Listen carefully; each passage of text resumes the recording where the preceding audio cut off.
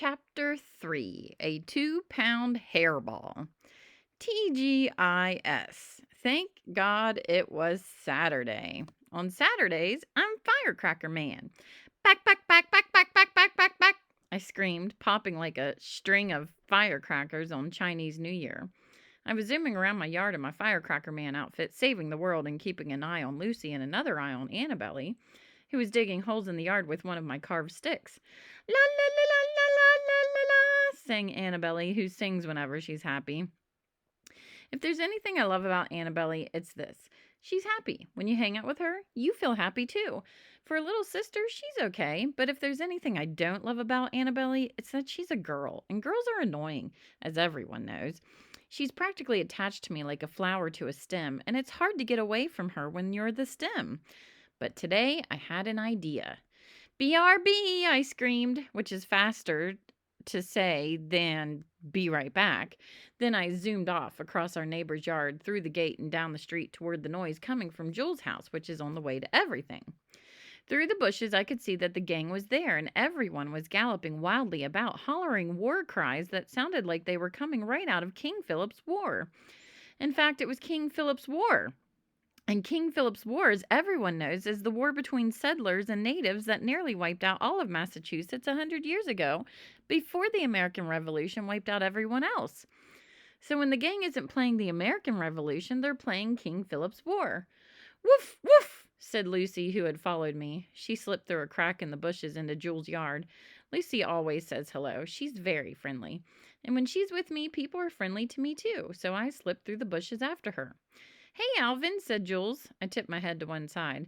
That's hey in body language. It's hard to tell if Jules is a boy or a girl, but it didn't matter on account of the fantastic war paint on his or her face.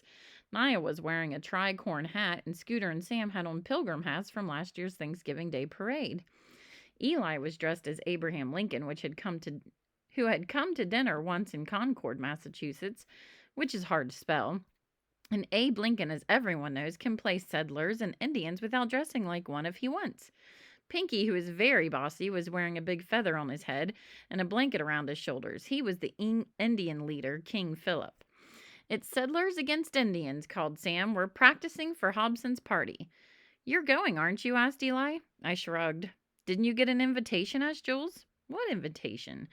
Maybe you weren't invited, said Pinky, who speaks for everyone on account of he's the leader of the gang. Besides, Hobson wasn't there. I shrugged. I don't like birthday parties anyway. They're unpredictable. Anything can happen, and you have to be on your best behavior the whole time. But I did want to play King Philip's War, and I did want to be invited to something with the rest of the gang. Do you have settler gear? Pinky asked. I shook my head no. How about Indian gear? I shook my head again. No wonder you haven't been invited, said Pinky. No war paint, no moccasins, no fun. As for today, you can be a watcher. Alvin's a watcher, he sang. Alvin's a watcher. I didn't want to be a watcher. I wanted to play. But the trouble with Pinky is that he makes all the rules, and usually rule number 1 is that I'm not allowed to join in. Well, there's only one way to find out if you're going to Hobson's party, said Sam, taking something out of his pocket. It looked like a hairball the size of a fist. Everyone stopped dead in their tracks.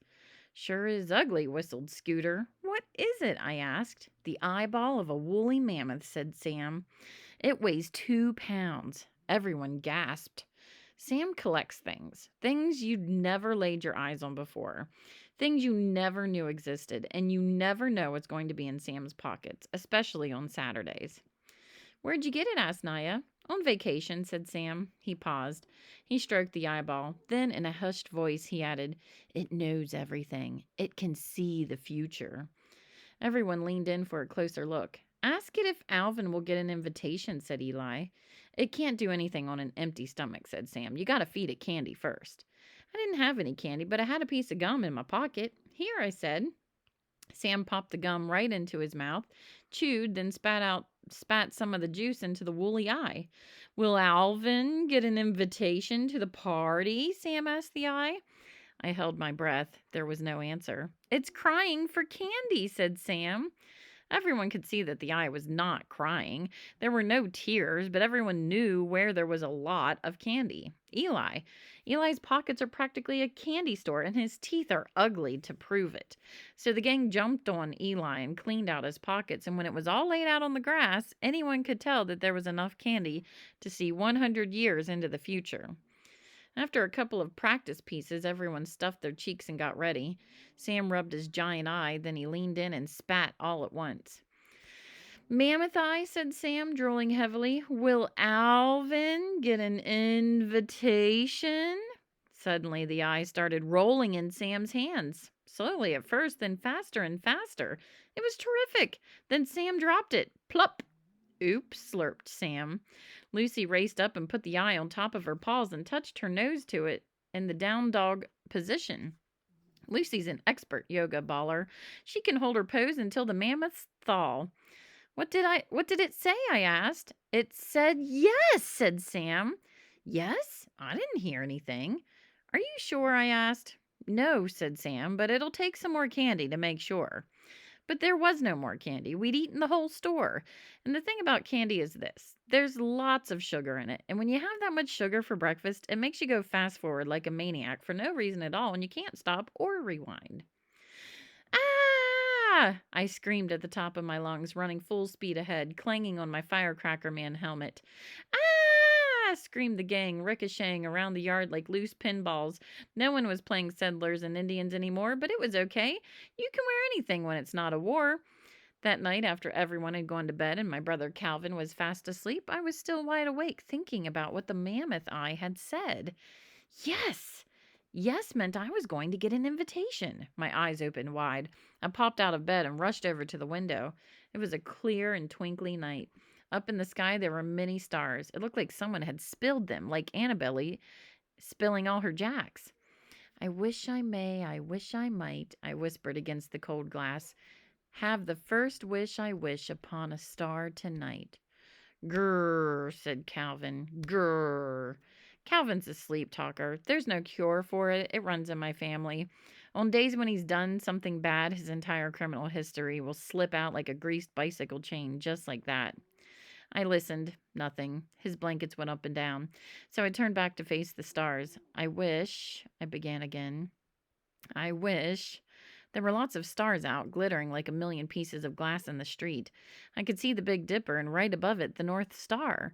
I wish for the deluxe Indian chief outfit with fringe, I said, my breath dripping on the glass, complete with bow and arrow and the huge feather headdress that makes you look like a giant bird. I crossed my fingers. It was a big wish. I'd wished for the deluxe Indian chief outfit every Christmas and never gotten it. How was I going to get my hands on it now, just so Hobson would invite me to his party? I didn't know. I love you, stars, I added, just in case. Then I ran and jumped into bed before the flesh-eating critters under it could grab me.